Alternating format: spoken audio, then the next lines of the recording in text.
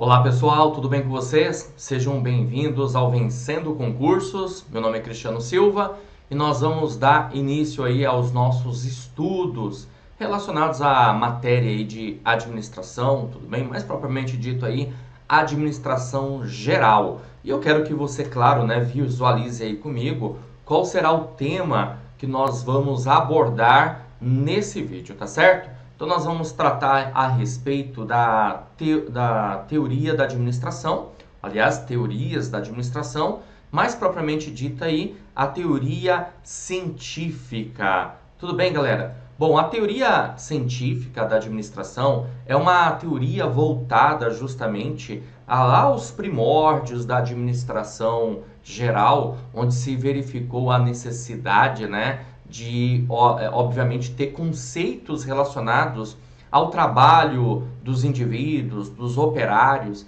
E aí apareceu um camarada, né, posso dizer assim, muito importante nisso tudo, chamado Frederick Winslow Taylor, que trouxe excelentes recomendações a respeito da administração e como que as organizações, né, para a época, precisavam agir para ter, evidentemente, resultados satisfatórios, ok? Então é isso que eu quero mostrar aqui para você. Quero que você acompanhe aí comigo. Vamos lá, então. Bom, galera, então nós estamos aí, ó, teorias da administração, teoria científica, tá certo? Nós vamos tratar a respeito desse assunto sobre as abordagens clássicas, clássica, burocrática e sistêmica da administração. E para isso, nós precisamos, a priori, de um conceito. O conceito aqui é sobre administração. O que é administração? Então, a administração, pessoal, ela é considerada uma ciência, como você está vendo aqui, ó. Administração considerada uma ciência, pois utiliza técnicas administrativas para o alcance dos objetivos. E, evidentemente, quando a gente pensa em administração geral, vem à nossa mente também a administração pública. Por quê? Porque é fato, né, que a administração pública ela é uma ramificação da administração, no caso aí, da administração geral. Tudo bem? E por que isso? Porque, a bem da verdade, a administração pública ela tem parâmetros da administração geral, ela se utiliza de conceitos relacionados aí à administração geral. Boa parte dos conceitos, das teorias que você vê hoje na administração pública tem referência aí, evidentemente, com a administração geral. É claro que a administração pública ela não pode esquecer que ela é administração pública e, consequentemente, tem todas as suas peculiaridades, conforme eu coloquei aí para vocês. Então, logo, ela utiliza conceitos da administração geral de forma adaptada por conta disso, ok? Beleza? Bom, dando continuidade aqui aos nossos estudos, vamos lá. As teorias administrativas, pessoal, elas nos ajudaram a compreender o que se passa em uma organização e, consequentemente, a isso foram extraordinárias para o avanço na maneira de gerenciar as instituições. Logo, o estudo das teorias auxiliará a compreender melhor os fatores de aplicabilidade das teorias ao longo do tempo e o entendimento de que muitos conceitos são preservados. Olha, isso aqui é bem interessante, tá? Muitos conceitos são preservados. E o que eu quero, na verdade, repassar para você quando eu trato disso, a bem da verdade, é nós olharmos, né, para todas as teorias administrativas, teoria geral da administração, e verificar que esses conceitos são válidos nos dias atuais. Tudo bem? Beleza? Então, mesmo que a gente tenha aí um conceito que é lá no início do século XX, por volta de 1900, por exemplo, ainda assim nós utilizamos esses conceitos, tá certo? E você vai visualizar isso comigo no decorrer, obviamente, do nosso curso, ok? Bom, dando continuidade, vamos lá? Bom, temos aqui então, no caso, né, a teoria científica tá certo? Administração científica, que é desse camaradinho aqui que eu passei o marca-texto, chamado Frederick Winslow Taylor. E o senhor Taylor, ele trouxe, na verdade, certos conceitos e características da administração científica. A primeira é o processo de seleção. A seleção, de acordo com Taylor, deve ser uma seleção científica do trabalhador. Pensar que na seleção científica do trabalhador significa pensar de maneira racional, ou seja, verificar se a pessoa realmente, seu trabalhador, ele tem aptidão, né, perfil para aquele tipo de trabalho que ele vai exercer. Porque é o seguinte, nós estamos falando de uma época por volta aí de 1900, como eu falei. Para ser mais exato aqui, eu vou colocar 1912, tá certo? E aí, o que ocorria? As pessoas, basicamente, elas viviam onde, pessoal? Elas viviam nesse lugar aqui que eu estou desenhando, tá? Ó. Certo? As pessoas viviam no campo, tá vendo? Ó? As pessoas viviam no campo, certo? E elas começaram a sair do campo e, evidentemente, começaram a chegar aonde? Hã? Sabe me dizer? Que lugar que é esse aqui que eu estou desenhando? Não? Elas começaram a chegar nas cidades, ok? O desenho não ajuda muito não, né? Ó, nas fábricas, aqui são as fábricas, tá? E aí o camarada, ele estava acostumado aqui no campo a trabalhar com a lavoura, né? Beleza? Com a agricultura, ok? Com plantio, tudo bem? Beleza? Aí ele chega lá na cidade e se depara com o quê? Com fábricas, indústrias. E evidentemente que ele não está preparado para trabalhar nesse lugar. Ou simplesmente o que ocorria era o seguinte, pegava o camarada aqui e jogava ele em qualquer setor, departamento, área de produção e falava assim, ó, você pode trabalhar aí. Sem verificar o perfil, sem verificar a aptidão para aquele tipo de trabalho, sem verificar, sem dar um treinamento, uma capacitação para esse camarada. E consequentemente o que nós tínhamos então nessa situação, o que acabava acontecendo aí, né? Nessa situação, muito desperdício, ineficiência do trabalho, entendeu? Então, pensando em tudo isso, o senhor Frederick Winslow Taylor entendeu a necessidade de uma seleção científica do trabalhador, verificar realmente perfil e aptidão para encaixar a pessoa no lugar certo. E aí, consequentemente, você passa a ter o quê? A eficiência, evitando assim desperdícios. Aliás, é um dos primórdios aí da teoria científica de Taylor, é justamente a eficiência, tá certo? Agora, é claro, a gente pode também entender o seguinte, que o senhor Taylor, ele tinha um foco no operacional, ou seja, ele tinha um foco nas tarefas. Então, logo, ele estava muito mais preocupado com as tarefas, com o operacional, do que propriamente dito assim, com a organização como um todo. Tudo bem? Por quê? Porque o senhor Taylor, ele tinha uma visão, na verdade, deixa eu colocar aqui no cantinho para você pegar, ele tinha uma visão, que nós podemos dizer, que era de baixo para cima. Tudo bem? A visão que ele tinha era uma visão de baixo para cima. Bom, outro conceito aqui de Taylor, tempo padrão.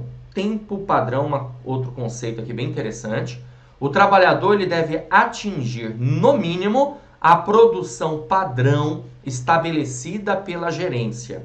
Então você foi contratado para obter uma determinada produção, certo? Vamos imaginar aqui uma situação.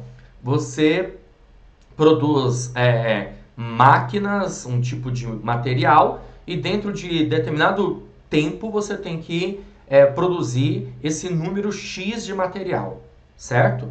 Agora, ele chegou à conclusão desse tempo padrão trabalhando com o conceito de tempos e movimentos.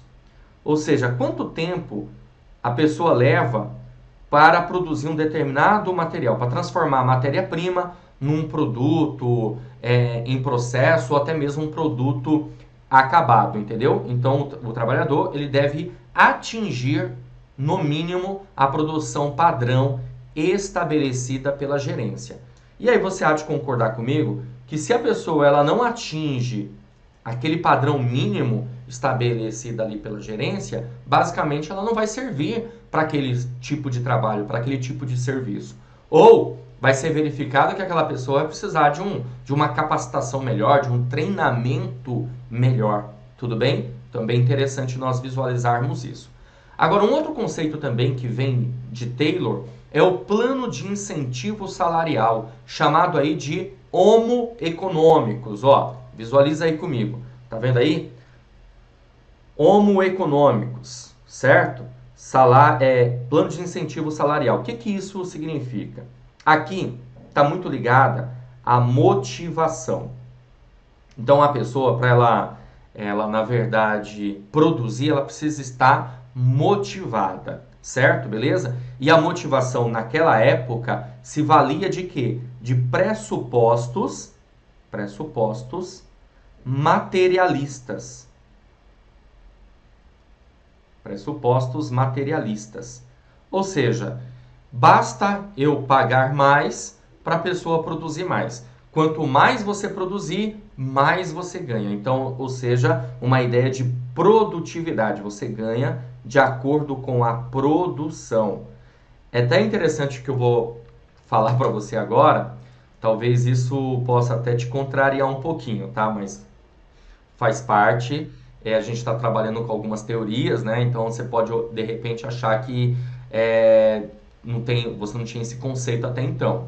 Porque a ideia de tudo isso, na verdade, era até inclusive ter uma prosperidade, o funcionário ter uma prosperidade. Ou seja, assim como o patrão tem prosperidade, evidentemente, por conta da demanda, da linha de produção e das vendas, né? Claro, principalmente na época, que tinha uma demanda muito grande, o funcionário também, ele acaba ganhando mais com a sua produtividade.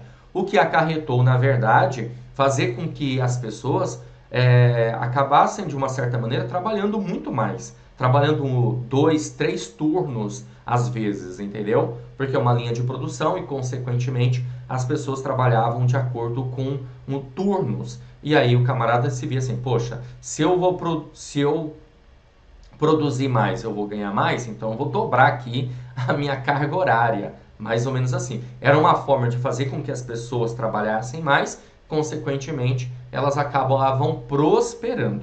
Agora, veja bem, isso é muito interessante, é até motivador. Muitas vezes nós acabamos, de uma certa forma, trabalhando mais para ganhar mais, claro, e tem até a ver com uma coisa chamada hora extra, né? Você pode imaginar essa situação. Agora, isso lá na frente acabou sendo um problema. Por quê? Porque a motivação ela não se baseia somente em pressupostos materialistas. A motivação, as suas forças internas e externas, que faz você se sentir motivado em busca de alcance de objetivos, vai muito além de pressupostos materialistas. Então, evidentemente, o que acabou acontecendo com o tempo é que isso passa a ser um problema, tudo bem? Mas a priori deu muito certo. No início realmente deu bastante certo isso aí. Bom, mais outros conceitos que eu quero mostrar aqui para você é o seguinte, ó. Outro conceito aqui, os gerentes planejam e os operários executam. Então você está lá para executar uma tarefa, você é operário, né? Aqui é conhecido como chão de fábrica. Chão de fábrica. Beleza? Então você é operário, você só tem que executar. Quem está pensando, quem está planejando é o gerente. Olha só, galera, aqui é tão interessante que reza a lenda, né? Reza a lenda que certa vez um funcionário de Henry Ford virou para ele e falou assim: seu Ford, não dá para a gente construir carros que não seja dessa cor? E o Ford virou para ele e falou assim: sim, dá sim, desde que seja preta. Por quê? Porque, a bem da verdade, todos os carros de Ford saíam da fábrica com uma única cor, a cor preta, que era uma cor padrão. Aliás, é um conceito daquela época, né, na teoria científica aí de Taylor, a padronização. E uma das pessoas que mais acabou utilizando os conceitos de Taylor foi justamente o Henry Ford, tá bom? Então, essa padronização acabava com que, de uma certa maneira, conseguisse a tal da eficiência no serviço, entendeu? Bom, outra coisa aqui também interessante para a gente observar é a divisão do trabalho. A divisão do trabalho, deixa eu pegar aqui, abrir uma tela em branco, para você enxergar melhor aqui comigo, ó. Divisão do trabalho. Tá? Outro conceito aqui do senhor Taylor. A divisão do trabalho, pessoal, é o seguinte. A ideia é pegar um trabalho complexo, tá? E dividir esse trabalho complexo em partes mais simples, certo? E aí, consequentemente, a organização conseguirá... Eita, mas quantos olhos tem esse cara aqui, né? A organização conseguirá a especialização do funcionário, do operário. Tá ok? Então, bem interessante essa ideia aqui da divisão do trabalho. E é o que a gente vê muito, na verdade. Ó, se você parar para pensar, veja bem, numa linha de produção, a pessoa ela não vai, na verdade, fazer tudo, né? Ela, na verdade, cada um vai fazer uma coisa. Você já viu linha de produção?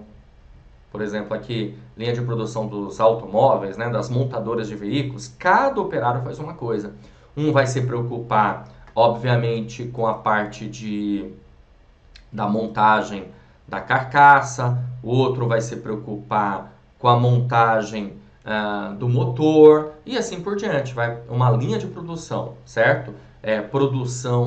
Essa linha de produção acaba fazendo com que cada funcionário faça uma coisa. Tá vendo aqui meu celular? Não sei se você consegue enxergar daí, acho que sim, né? Bom, aqui meu celular, imagina a linha de produção, cada funcionário vai se preocupar com uma coisa. Um vai se preocupar com a carcaça, o outro vai se preocupar com a placa, o outro vai se preocupar com a tela e assim por diante. Então você passa a ter aí uma especialização do operário, consequentemente isso vai fazer com que a linha de produção seja muito mais rápida. É bem interessante essa ideia, esse conceito, tá?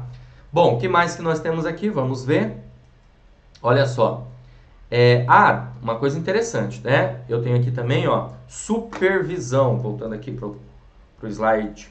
Ó, supervisão. Veja bem, é preciso ter alguém supervisionando o trabalho dos demais.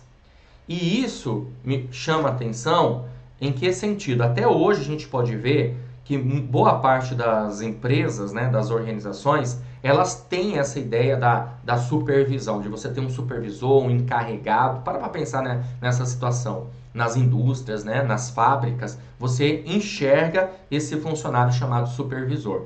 E por que isso? Porque para a época, os funcionários eles eram entendidos como preguiçosos. É isso mesmo, o operário era entendido como preguiçoso. E aí precisava ter um supervisor lá para verificar o trabalho dessa galera, entendeu? Comandando esse pessoal, supervisionando, verificando se ele realmente estava fazendo um trabalho.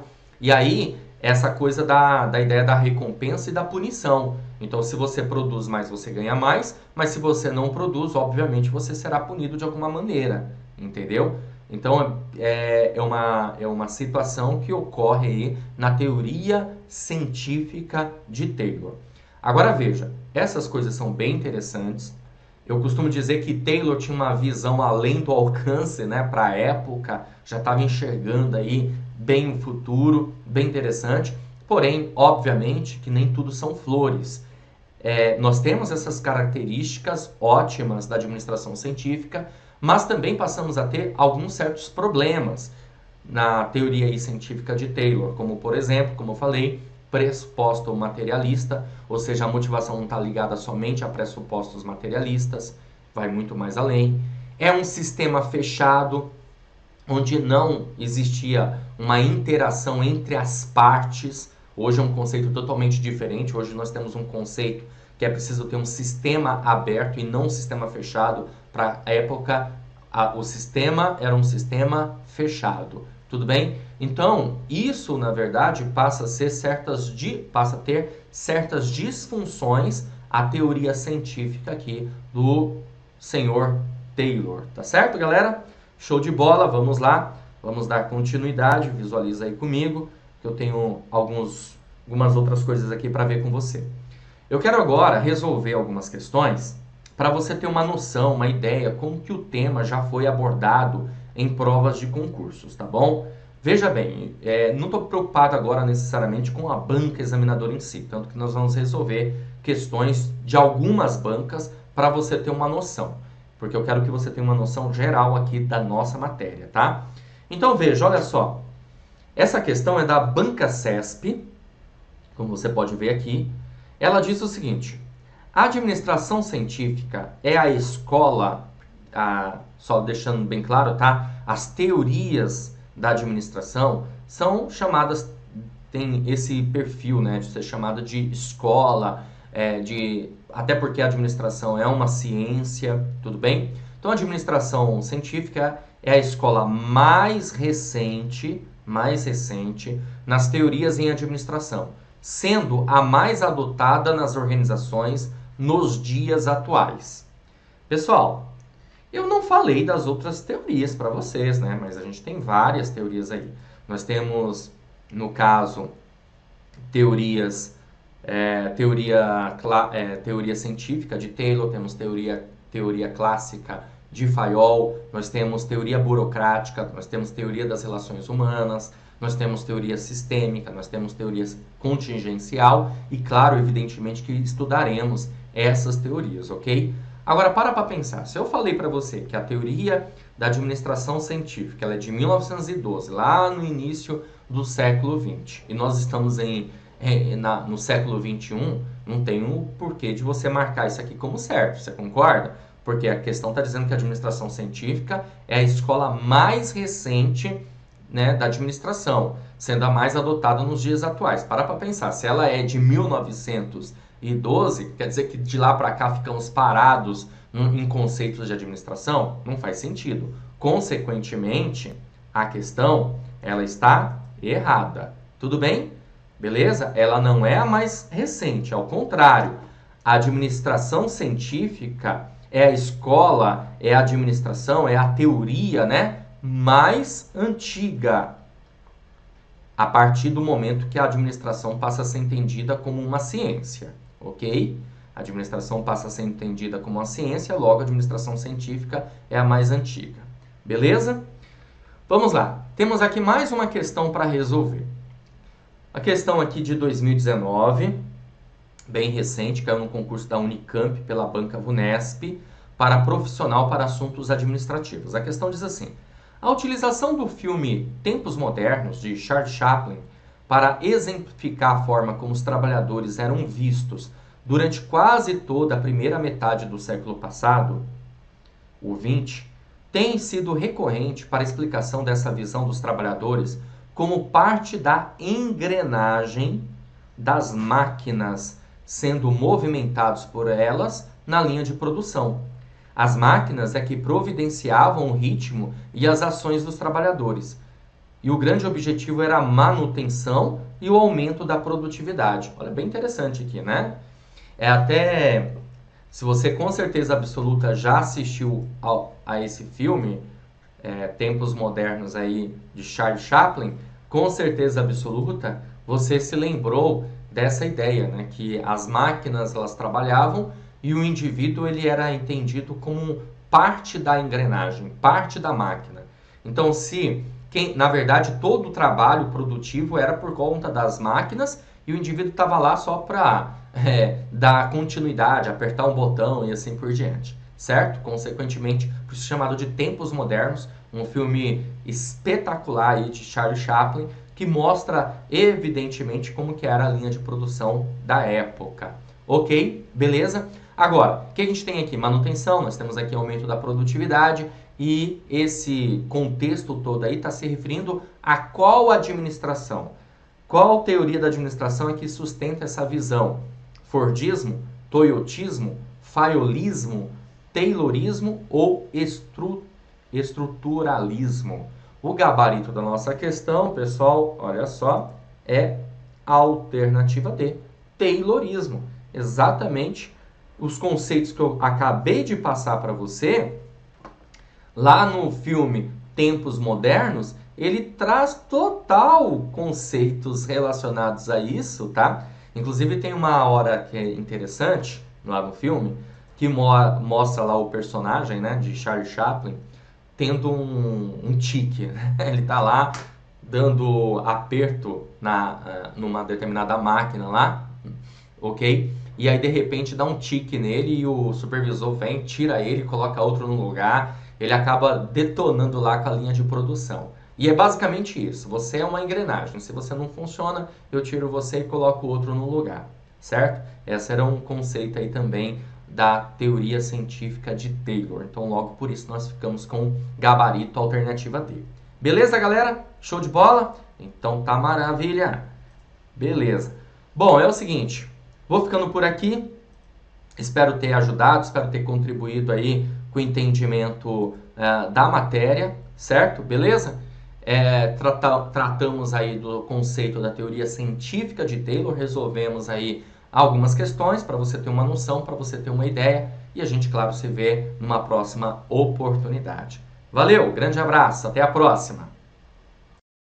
Você acaba de assistir a uma aula ou uma parte das muitas aulas que nós temos aqui no nosso curso online preparatório Gabaritando Universidade Federal de Sergipe para assistente em administração. E se você chegou até aqui porque gostou, não é verdade? Então continua, porque eu tenho um recado importante para te passar. Nós aqui do Vencendo Concursos montamos o curso online preparatório Gabaritando Universidade Federal de Sergipe, em que esse curso preparatório tem muitas vantagens e eu quero passar isso para você. Olha só, você vai ter acesso imediato ao curso preparatório. Todo momento que adquirir, recebe no seu e-mail os dados de acesso, já começa a navegar com a gente imediatamente, tá? Você vai ter acesso ilimitado, vai poder acessar o curso durante um ano. Olha que maravilha. Teoria e questões comentadas, centenas de questões comentadas para você. E material em PDF das aulas, para você aproveitar como um complemento aí dos seus estudos, ok? Além disso, um super bônus, que é um caderno de questões. São questões gabaritadas para você treinar. Maravilha, né? Milhares de questões separadas por matéria. Valor especial de lançamento, Black Friday, de R$ 497 por apenas R$ 247 à vista, ou 12 vezes de R$ 24,65. Para você adquirir o curso, você vai fazer o seguinte. Clica no link que está abaixo do vídeo e faça sua matrícula, né? Vai ter o link lá do curso preparatório, abaixo aí do vídeo, na barra de descrição, na barra de comentários. Você vai clicar nesse link, vai ser redirecionado à página do curso. Todas as informações estarão lá. Tem um botãozinho vermelho comprar, você vai clicar nele, vai preencher seus dados, escolher a forma de pagamento e pronto, vai começar a estudar aqui com a gente no Vencendo Concursos. Se você tiver alguma dúvida, lá na página do curso tem um chat online. É só você digitar a sua dúvida, mandar para nós, que um dos nossos consultores vai te atender automaticamente, tá?